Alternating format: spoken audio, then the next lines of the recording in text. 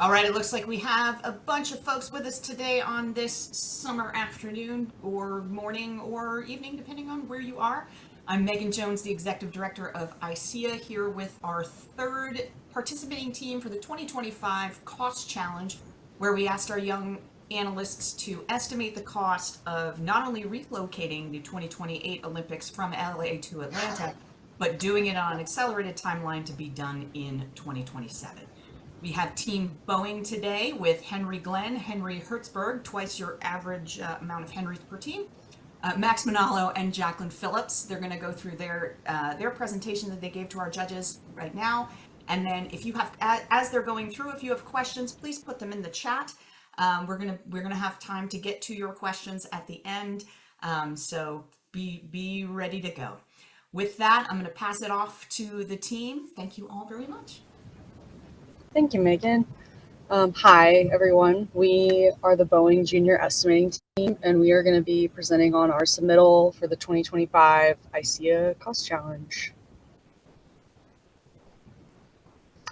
So today we'll be walking you through how we define the scope of the challenge question, our estimating process overview, how we developed our WPS, the methodologies we used, and the key takeaways we had from the various analyses we performed.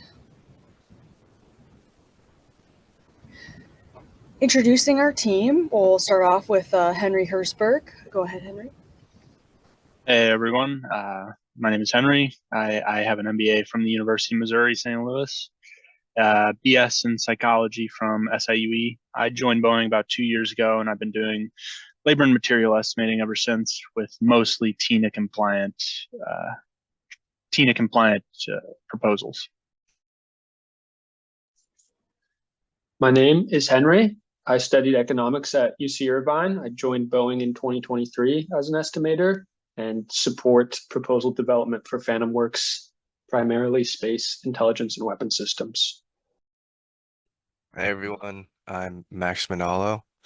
I've been with Boeing for a little over 3 years, and I've been in the estimating function a little less than a year. I'm on the BCA commercial strategy team, so most of the projects I support are just strategy.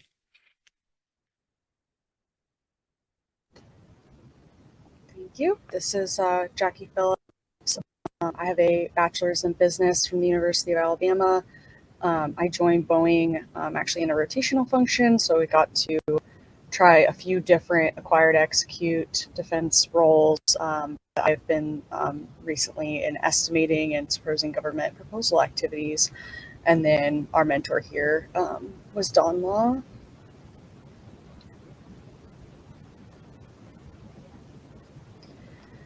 So kind of as Megan was stating, the purpose of the cost challenge was to estimate the cost of relocating the Summer Olympics from LA to Atlanta, shifting the games on an expedited timeline from summer of 2028 to summer 2027.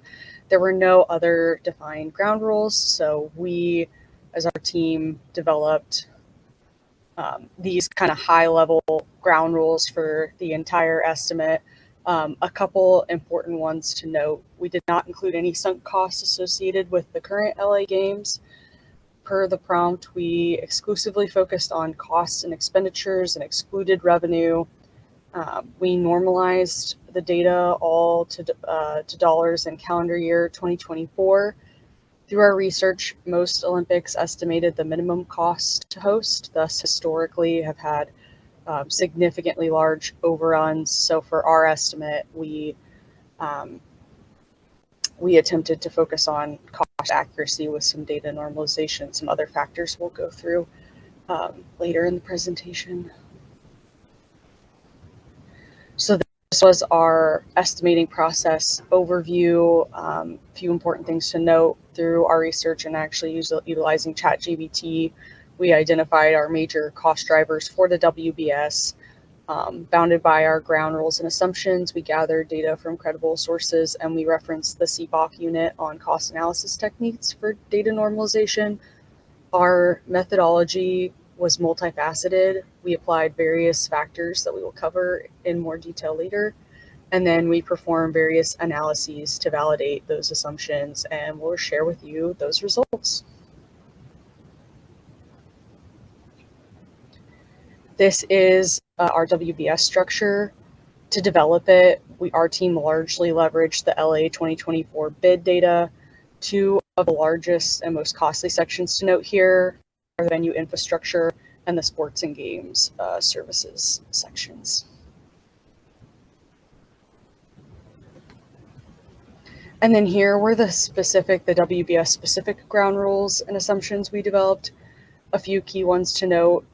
For technology, we really used similar to, and 80% of the budget comes from the IOC, International Olympic Committee, and chosen sponsors. So data-driven factors were only applied to about 20% of the cost.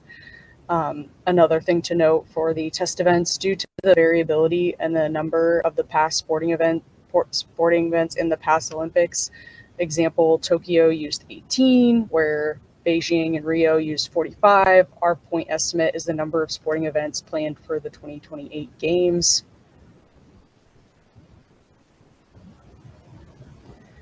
Here are the different methodologies we applied in this estimate for each WBS.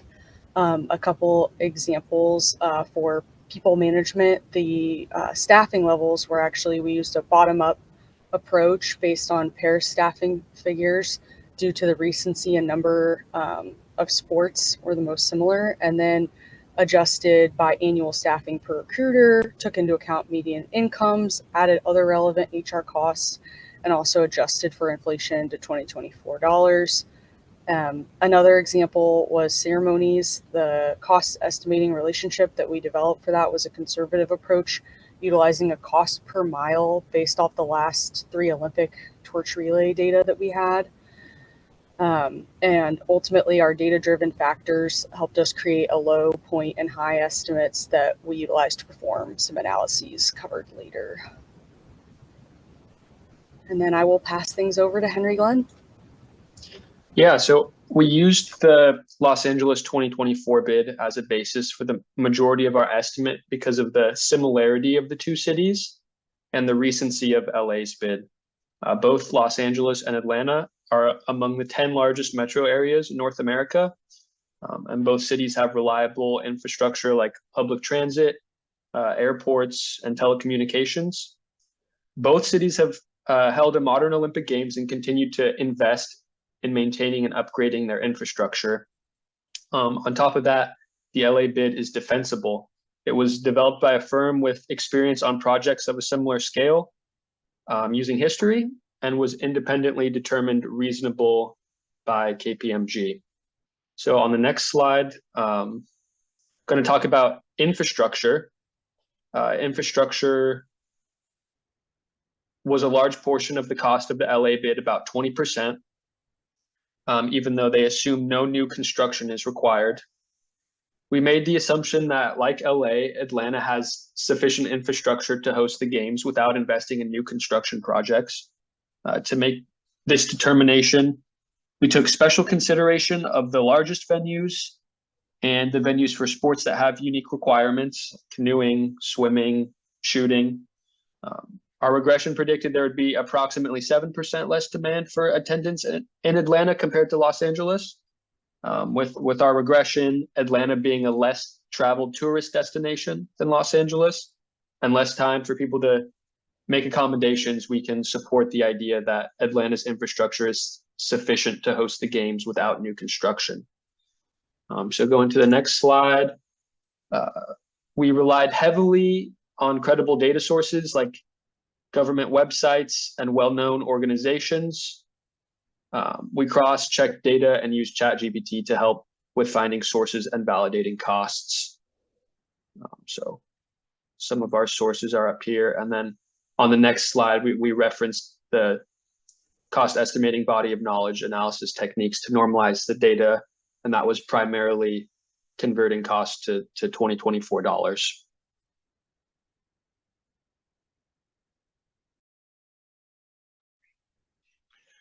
Yeah, so one of our major cost drivers was the compression of time going from the normal timeline to the condensed timeline that was required with the project.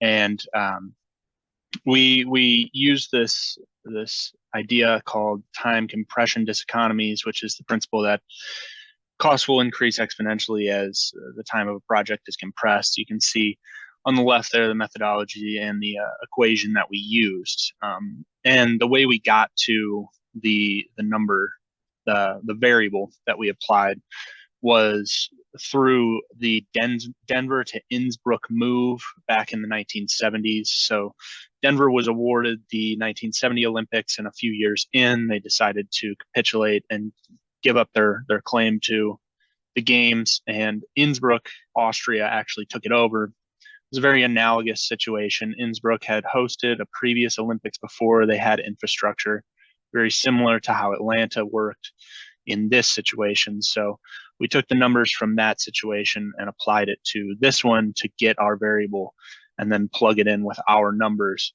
And you can see that graphically represented there on the right, how that affects as you move to the right in compressing time. As time gets shorter, that cost goes up exponentially. You can go on to the next slide. So one of our main, actually the largest driver of cost was contingency costs. And this was based on some academic research from Bent Fleeberg that he did about cost overruns historically in the Olympics, both summer and winter. But the midpoint factor was based on the measures of, it's the average of the two measures of central tendency. You can see at the bottom of that table there, the median and the average. We selected a midpoint because it was similar to the previous overrun that Atlanta had experienced back in the 1990s, which was 151%. Our midpoint here is 145. But the reason we thought this was reasonable, as outlined earlier, as Jackie said, in the WBS, that the normal bid, the normal way that Olympics are bid is at a minimum. And it's kind of like a city is writing a blank check to the Olympics committee. But in this case, we wanted to be more accurate, so that required that we include historical contingency overruns. So that's what this cost is here. And as you can see, it is pretty significant. It's 145% was our point cost in overruns. So, but there's never been an Olympics that has been on or below budget. So this seemed reasonable. We excluded some major outliers like Montreal and Beijing for various reasons, mainly because we thought that it was not representative of what this would require, but also for concerns of data reporting accuracy. So that was how we came to this cost driver.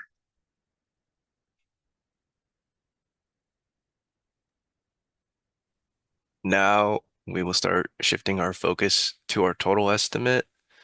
This slide lists our total point estimates broken out by category and various subcategories, with most of the framework identical or similar to that LA bid from 2024. Next slide. This slide paints the picture of cost mix relative to our overall point estimate of a little less than $29.3 billion. A main point of emphasis we wanted to highlight, as mentioned, was contingency, with a majority of Olympic host countries consistently experiencing cost overruns from initial budgets. We knew our point estimate for this category would make up a majority of our cost. Contingency made up almost 60% of our estimate, and this cost was applied across all the cost categories on that previous slide. Next slide. For statistical analysis, we utilized the software tool At Risk. We were able to run a Monte Carlo simulation with each of our cost categories broken out individually. We utilized ChatGPT to identify risk drivers that each cost element could have data on for the various relationships. In a perfect setting, we would have liked to be able to find as many cost drivers for each WBS element, but at a minimum, we aimed for 2 to 3 different factors with a low, medium, and high point value. Our results here showed there was a slight positive or right skewed distribution with only a 7% difference between the 50th and 80th percentile. This gave us confidence that our point estimate of that $29 billion value was kind of what we were going for, as it was a conservative estimate from the beginning. And yep. And so the next slide, sorry. And here's our sensitivity analysis or tornado chart from our estimate inputs. Again, these are broken out by WBS cost category or element, but the main takeaway that we wanted to show with this chart was to identify areas where more focus may be needed to minimize inflated costs on an expedited schedule. Unsurprisingly, large percentages of costs like HR staffing drive the highest risk, as factors like labor rates can be volatile, especially on that compressed timeline. But items like media village operations may have been a smaller cost relative to the overall estimate, but we wanted to recognize that that cost having one of the wider variances could allow the hypothetical planning committee to prioritize these costs sooner and mitigate future risk in overspending. And next slide. So our economic and social trend analysis here, we decided to look at the financials of the city. Atlanta is actually in a pretty decent position currently based on calendar year 2024. They brought in about 600 million in revenue, and their reserves are about 9.8 billion, which is pretty impressive. But based on our point costs, or our low and our high, it would at best require them to take out about a $13.5 billion loan, which, with any amount of interest is going to certainly be very negative for the city. And then the high amount was about $25.8 billion. There would be some pros to hosting the Olympics. Obviously, there's a job boom, at least temporarily. There's going to be tourism, a huge amount of publicity, and all of the spending that goes along with that, like hotels and merchandise and food. But the cons is that the debt per citizen would be between $2,000 and $4,000, and this is not even counting working citizens. This is just the total populace. So if you narrow that down to people who actually pay taxes in the area, that would be far more than that. And an event of this size is not immune to the law of diminishing returns. So you're going to see less of a return than the 96 games saw. Those downstream effects are still kind of being felt by the city. Definitely helped put the city more on the map than it was. But again, these ones would not be as effective in that sense. Next slide.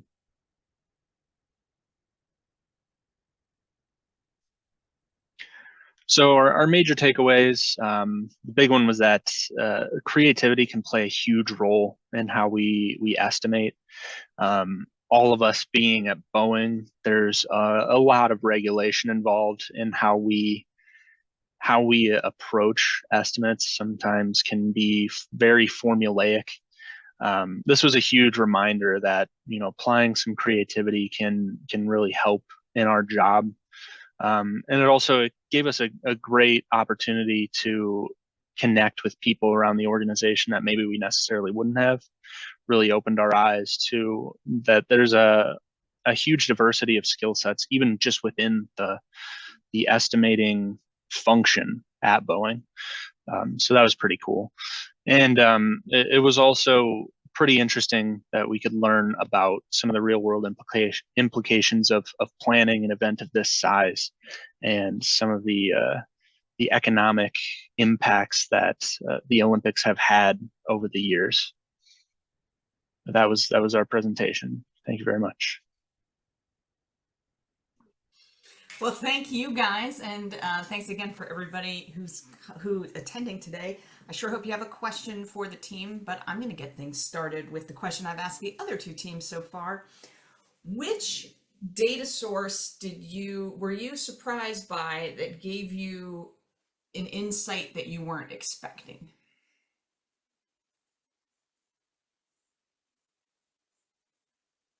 Ooh, we're going to a slide. We have an answer. I love it.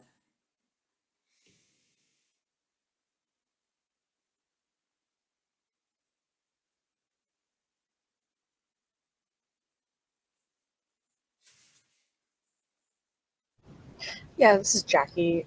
Good question, Megan. I just figured I'd pull up some of our sources.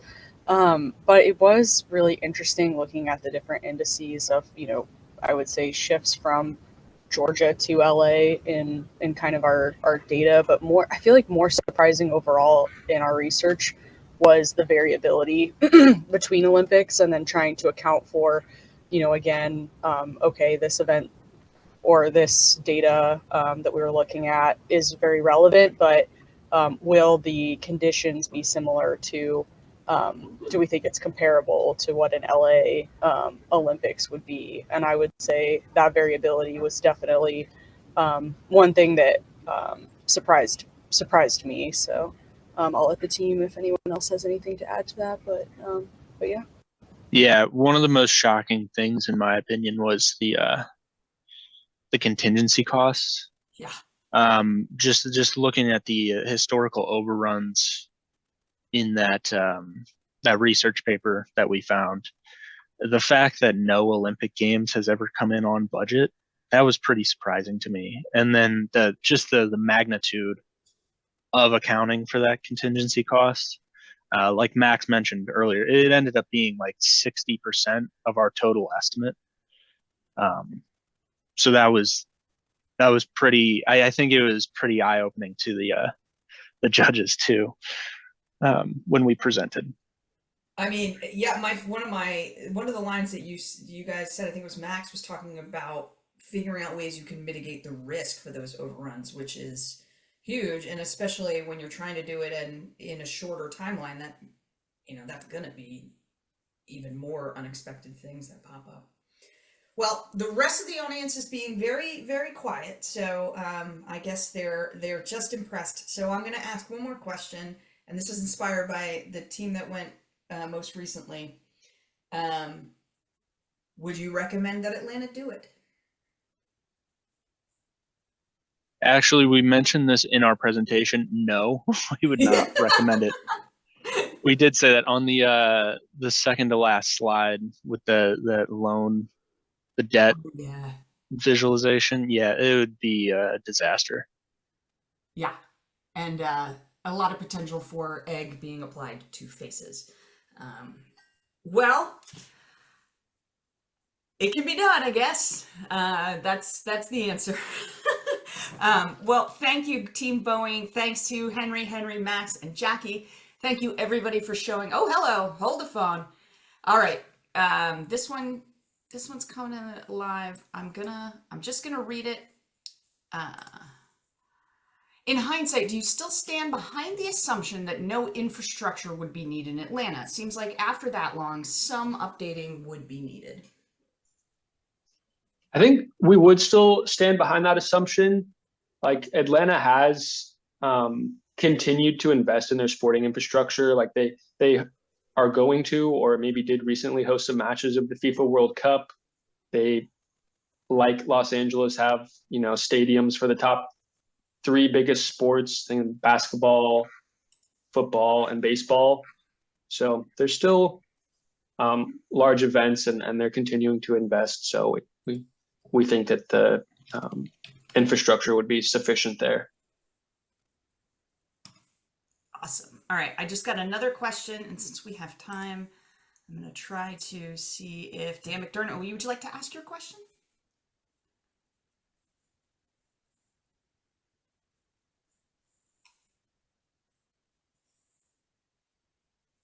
All right, then I'll just take it. Daniel McDermott asks how you guys leveraged AI with your study, and were there any surprises with the results from the AI? I think where we leveraged AI the most was on how to find data, because we knew that we were going to use the infrastructure from the LA bid kind of as a guide or basis of estimate for our estimate, but a lot of the risk analysis or trying to take account like different factors that the LA bid data might not be taking into account. We used AI to drive uh, ideas, I guess, for different cost drivers, and not just ideas, but like actual data sources, not just like something off of a Yahoo article. So that's kind of how we found certain data sources. Like I personally would not have just been researching the US Government Accountability Office site, but kind of using AI to give different factors, ideas for each element, like village operations, for example, it might be different than like infrastructure.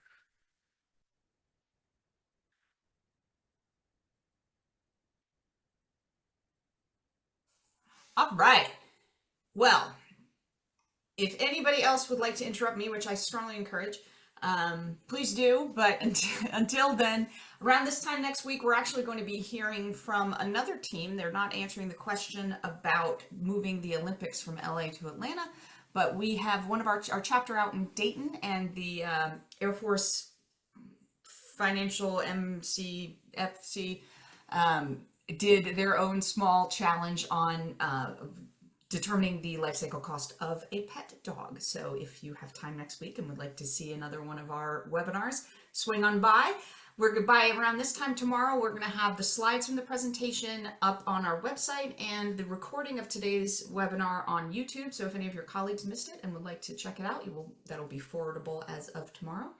And until then, thank you everyone for coming. Thanks again, Team Boeing. If you guys want to say goodbye and close us out, that'd be great. Thank you all, everyone that's on the call for making the time, and thank you, ICEA, for the opportunity. I can Yeah, say for myself and the team, like all of this was just a learning experience. absolutely. Thank you, everyone. Awesome. Thanks, Yes, guys. echo Max's sentiment. Thank you. Thank you. Thanks, everyone. Have a good rest of your afternoons, and we'll see you on the next one.